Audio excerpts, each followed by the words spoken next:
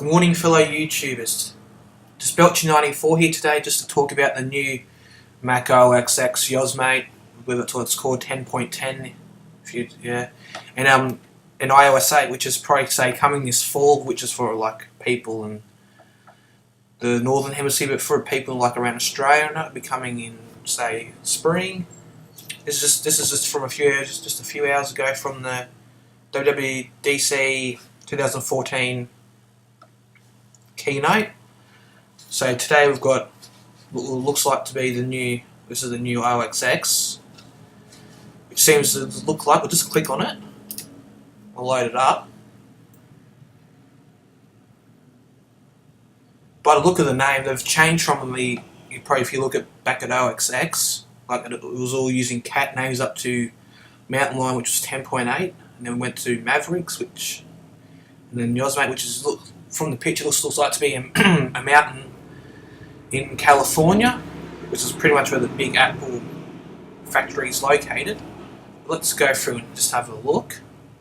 So it's got a completely redesigned interface, like I said before, but it pretty much looks like it's been based off, say, iOS 7, with some really good features. It's got some updates done to Safari, Mail, Messages. This new feature called iCloud Drive, where you can just store it on normal iCloud, and you can connect it with all your iDevices. And this is an interesting feature here. You can hook with your iPhone. You can connect it, and you can have doing your phone calls on your Mac and stuff. So it has all these features here, including instant hotspot, so you can just connect it like that. Also, here's when you click here, say to go to the iOS X Yosmite beta program, which I think it's only for a few thousand users or something, or customers if you want to say that. But now I've looked at OS X, I just want to hear what your reviews are, what you think of it. Leave your comments down in the description. I'll leave links to the Apple website. So we'll just go back,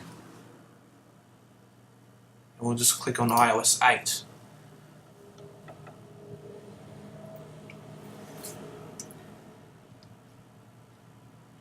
Sorry for the loading, my internet's a bit slow. Oh. Hopefully sometime today it'll load.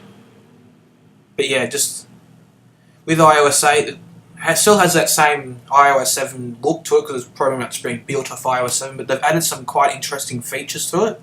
Like you get this dashboard, looks like stuff's being done to the camera.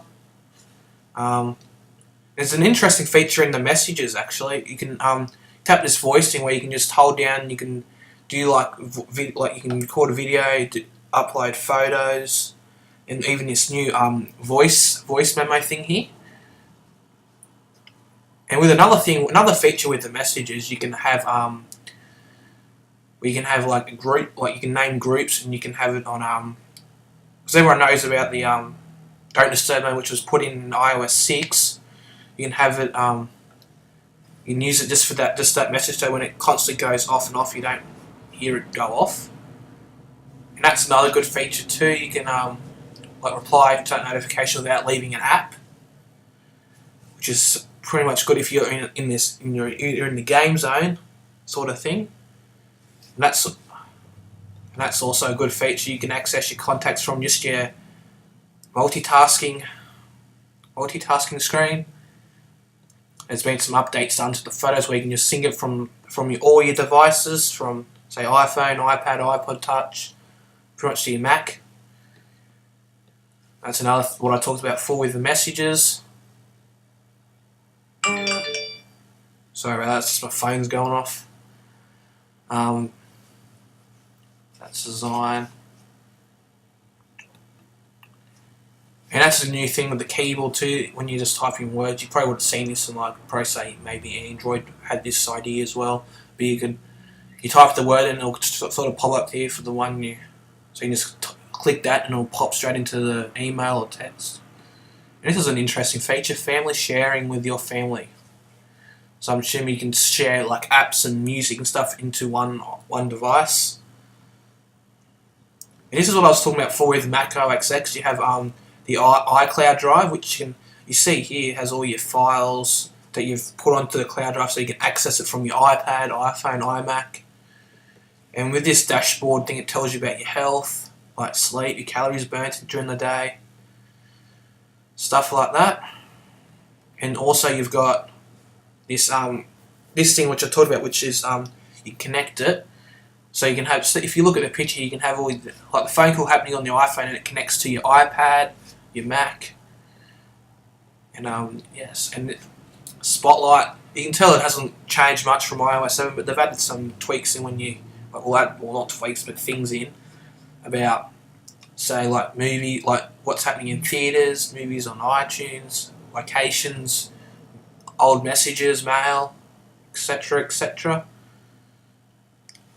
Apparently, well, the App Store there doesn't look like it's changed much, but yeah.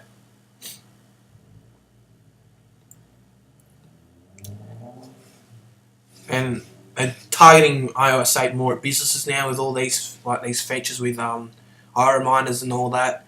If you come down here, see devices that are supported, so that includes the iPhone 4S, 5, 5C, 5S, iPod Touch 5th generation, and I'm really surprised that iPad 2 got the update, but who can be surprised really? It's got the same hardware as an iPad mini and an iPhone 4S, and you've got the iPad with Retina, so it's an iPad 3, iPad 4, iPad Air, the standard iPad mini, and iPad mini with Retina display.